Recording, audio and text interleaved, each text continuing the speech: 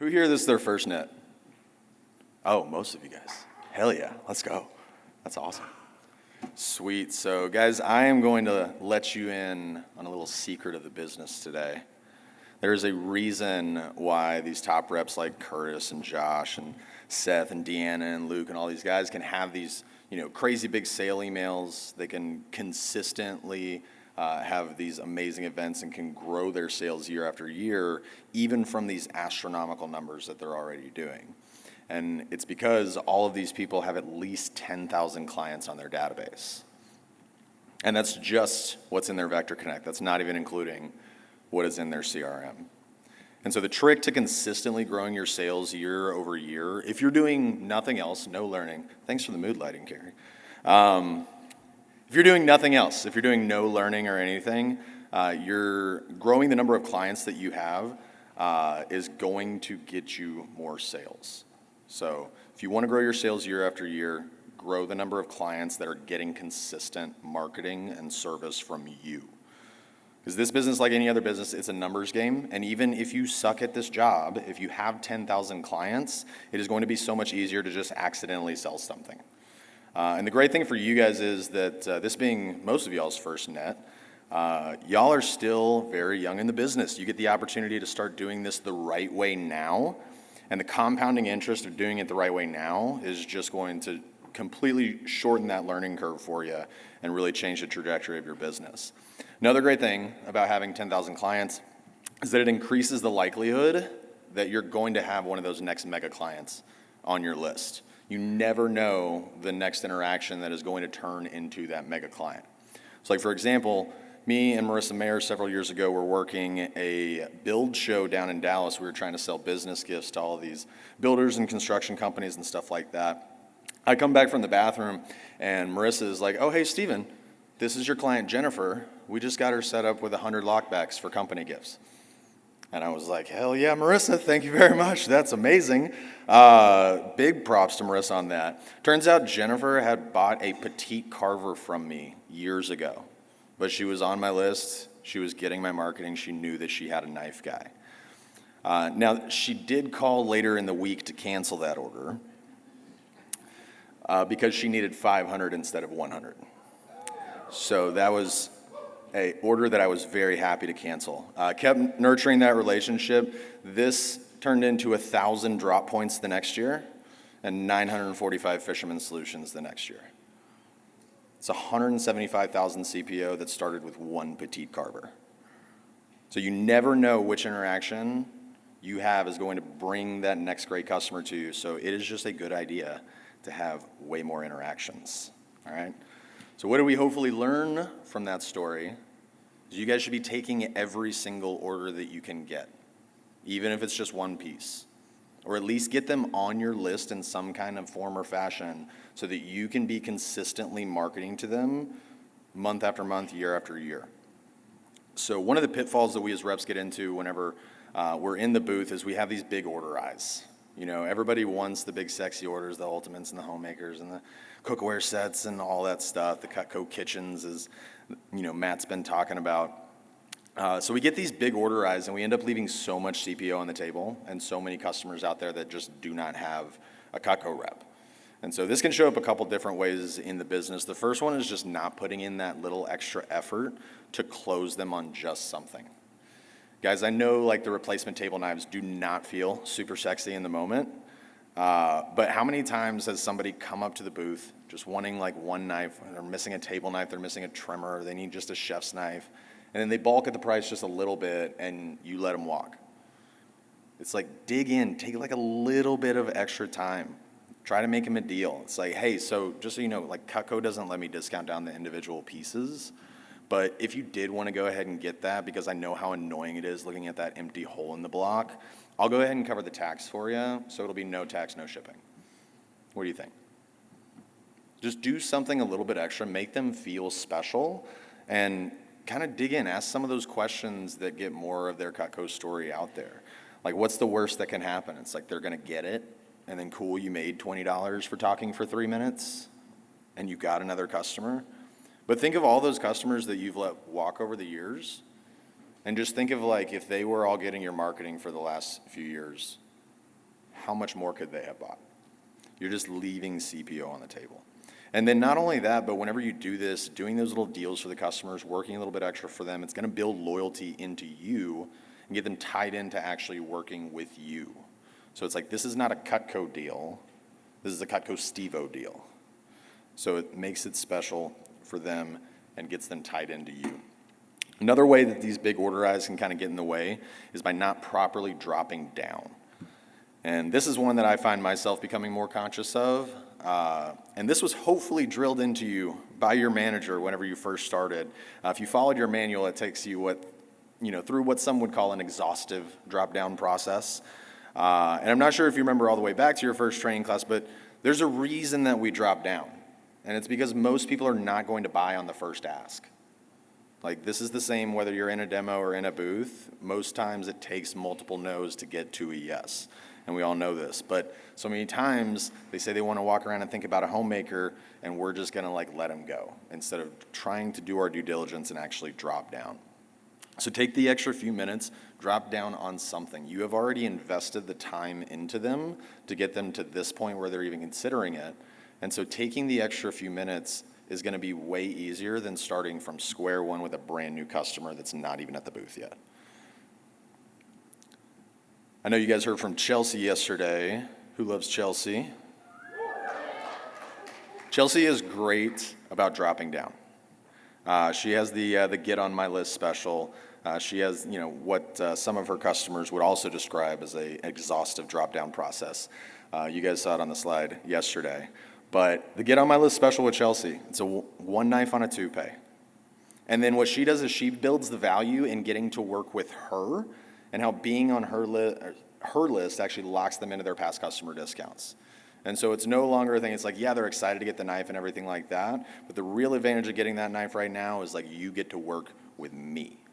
You get the benefit of being on my list, and I'll be your service rep. And now I know it can be difficult that when you're working with like a hard customer or with someone who just can't make up their mind, you're looking around at all these other people passing by, and we can always imagine the thousands of dollars that we would have sold that lady with the Louis Vuitton bag that just walked by while this customer is trying to figure out if they want 3 knives or 4. But remember that the person that is most likely to buy from you is the person that you have invested the time with that is standing right in front of you. So don't get distracted, give these people your full attention, and stay in the deal if they are even kind of close.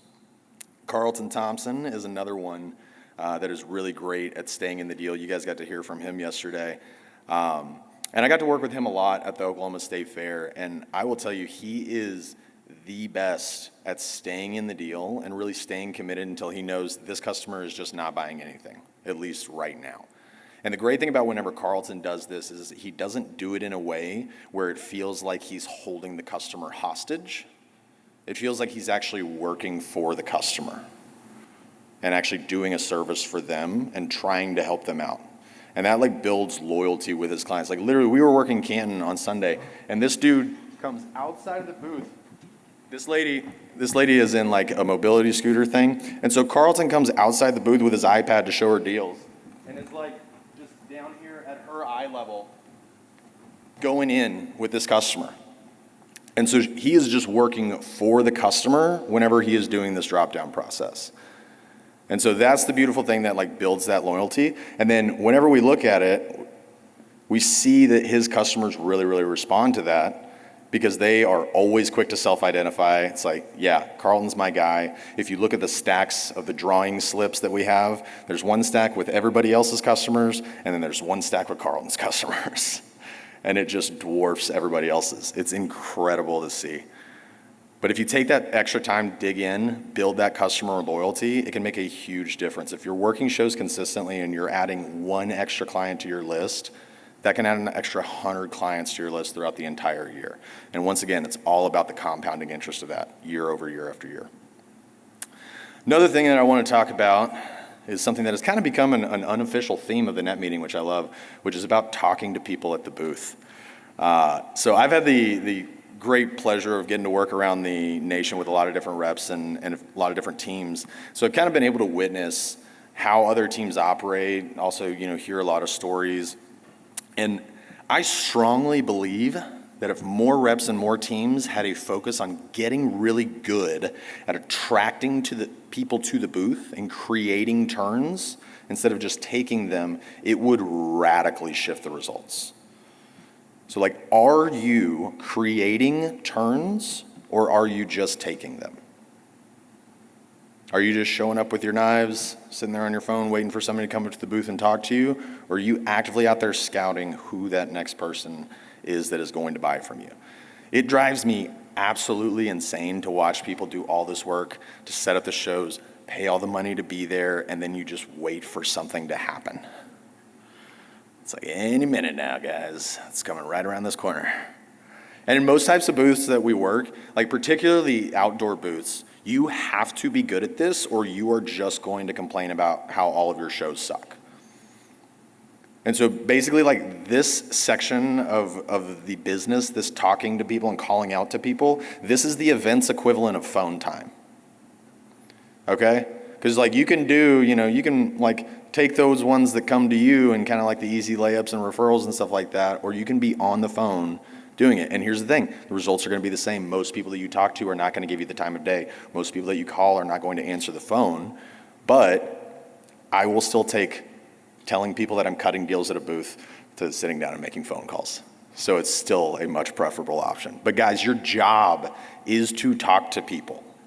You should be trying to get almost every person to look at your booth. Now, we all know who not to call over to the booth, okay?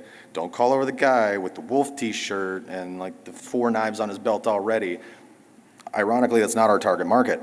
But get almost everyone to look at your booth. It doesn't have to be complicated. It just has to be done. Because like, how many times do we run into that person that's like, oh my gosh, Cutco's here?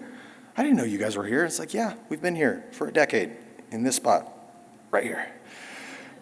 Have you been coming to the show? Yep, every year for your entire life? That's crazy. Yeah, we're right here. Make a note.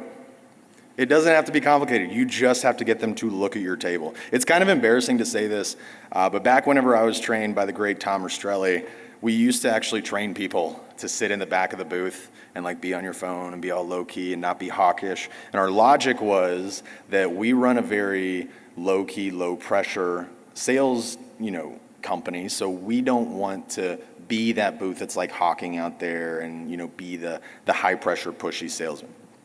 That was the wrong execution of that idea.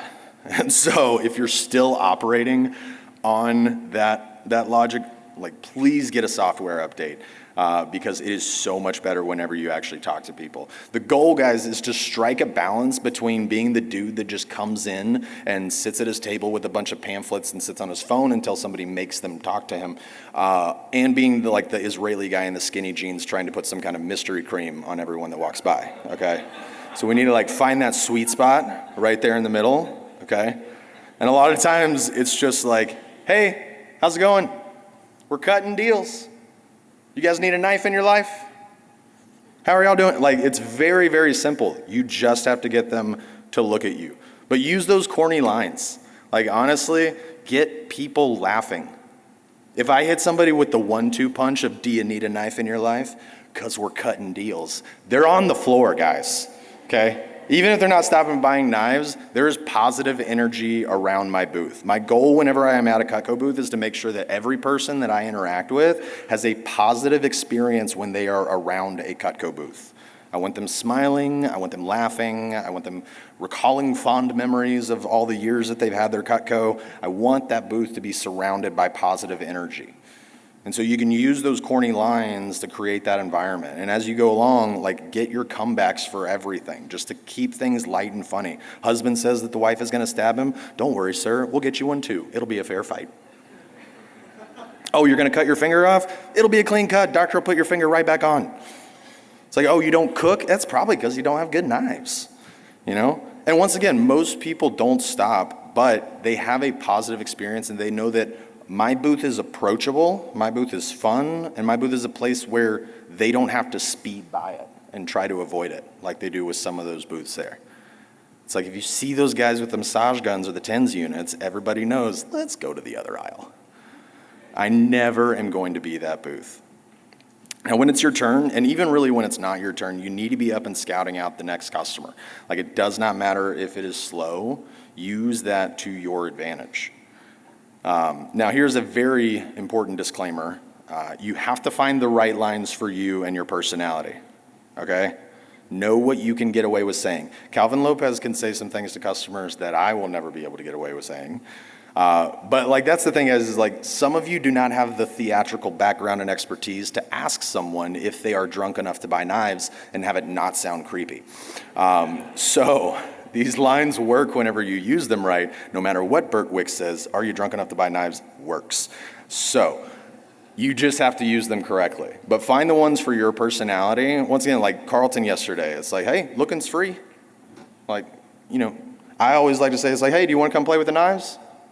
Like, gets a good little chuckle out of people. It's like, "Don't worry, they don't bite, it's fine." Like, they'll look even better in your kitchen, ma'am. Just little stuff like that to get them to, once again, it's like Carlton was saying yesterday, you just want to actually look at people and identify them and call out to them specifically. Like, view them as people and call out to them as people and identify that, like, they are there. And then they will identify that you are there. Another good thing to pad your list whenever you're doing this stuff is to identify those layups that are just walking by. Like, so many people have seen us, they want us, but they just don't know the best way to actually buy us. So can you reframe Cutco for people that think we're too expensive? There's so many of those people that are walking around there at these shows that are already sold on the idea. Once again, they just don't know how to make it work for their budget. So getting them on your list can be kind of a layup. Like, whenever those people are walking by and they're just like, "Oh no, that stuff's way too expensive for me," but it's like they're carrying a freaking Louis Vuitton bag or something like that. Once again, they just have to be reframed. But with those people, I love saying, it's like, "Hey, just so you know, a lot of people think that they have to spend thousands of dollars whenever you want to buy Cutco. But here at the events, you can always buy things individually, and we have exclusive specials that you won't find online or in the catalog. Plus, we let you split things up over interest-free payments that are same as cash. So we can get you started with a small set that just has the essentials. And when you split it up over that easy pay, most people pay $100 to $150 today for a set that will replace every knife in your drawer. Then in the future, whenever you want to move up to the larger set, we just give you credit for all the knives that you have off the cost of the set. Can I show you what we can do just for fun?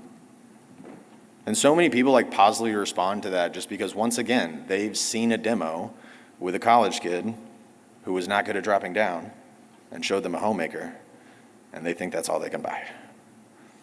So find those like little layups, those people that are like, "Oh yeah, I want Cutco," or "Oh, my mom has Cutco," or "Oh, like this."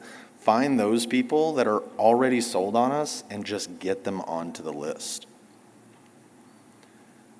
And then the last thing I want to talk about is service. So service first and sales forever.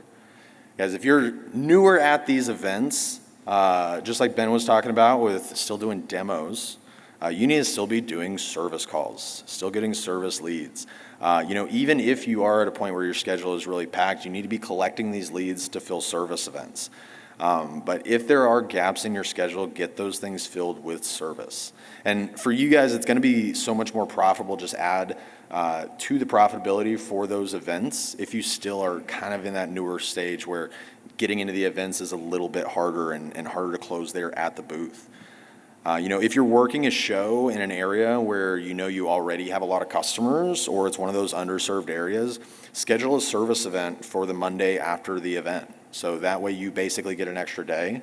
You get a second chance with some of those B-backs that, B-backed you on the upgrade in a more controlled environment. But then you also get to just direct schedule people from that event to make it easier. We all know that it's so much easier to schedule people at the event rather than calling them later. And so just helping you get a higher conversion rate and actually getting those people onto the list. Another little hack that you can use is service request forms. And so not sure if you guys know this, but whenever you send in a service request form with your information on it and the customer does not have a rep, you become their rep of record. And so I will give out service request forms at the booth for those people that have had their Cutco for years and years and years and need to send it back into the factory. It's like, hey, cool. Like, if you come out to my service event that's in a couple months anyway, like, we're probably going to send it back. So I'll go ahead and give you this. If I want to really incentivize the customer using it, because it's like a money customer or something, then I'll go ahead and just pay for the return shipping. Just eat that $10 to $15 to buy an extra person on your list. And so then I'll let them know, it's like, hey, if you use this form, I'll go ahead and cover the return shipping for you. And then from now on, you guys will be on my list. So whenever I am in the area doing local service, since you'll have new edges on all your knives, I can sharpen them up locally for you. Once again, it's just building that value in getting to work with you and you being their rep.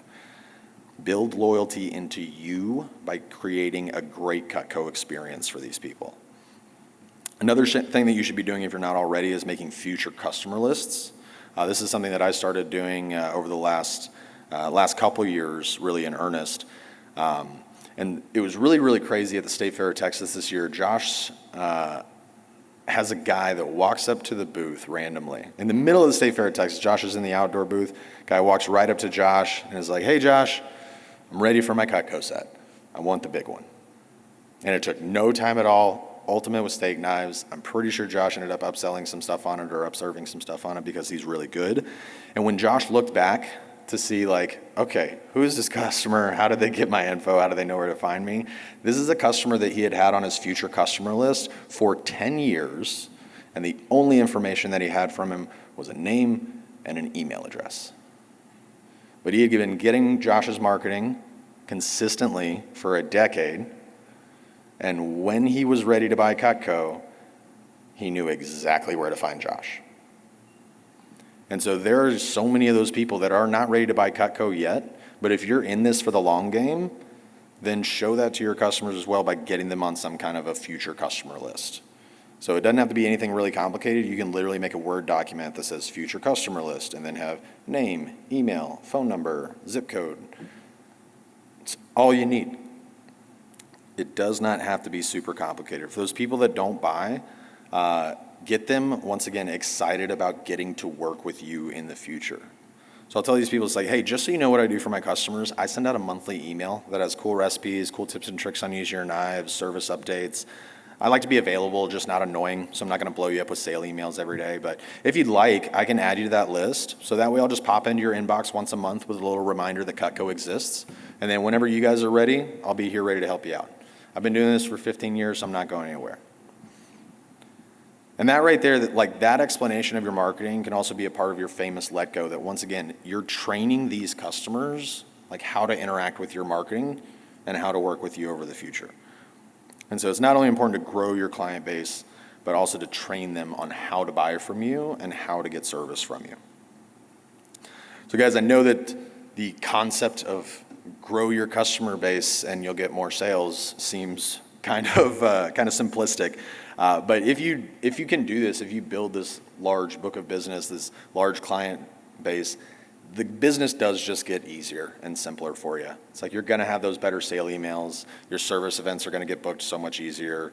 You're going to have people at your shows, past customers coming up every single year at those big events. And you're even going to get those random calls and emails for people that just want to buy something. And once again, it seems basic, but it's something that if you put focused attention into this, it is something that can radically shift things. It's those little things that make that big difference. And the world is constantly trying to grab your attention. So it must mean that your attention is valuable. Put it into something like this and you can see it grow. And it's those little habits. It's the saying hi to everyone. It's making sure that you're up and creating turns, even whenever your energy at the booth isn't as good. Collecting those service call leads, getting those people on to a future customer list and working to just get every order you can, even if it's a replacement table knife. It's like those little things over and over and over and over again. That's what builds the compounding results. And I'll leave you guys with this quote from Chris Williamson's Modern Wisdom podcast. He said, "You don't need spiritual energy to deliver karma to you. Karma is you repeating your habits and patterns over and over again until the world gives you what you deserve." Bless you. So based on your patterns and habits, what will you deserve?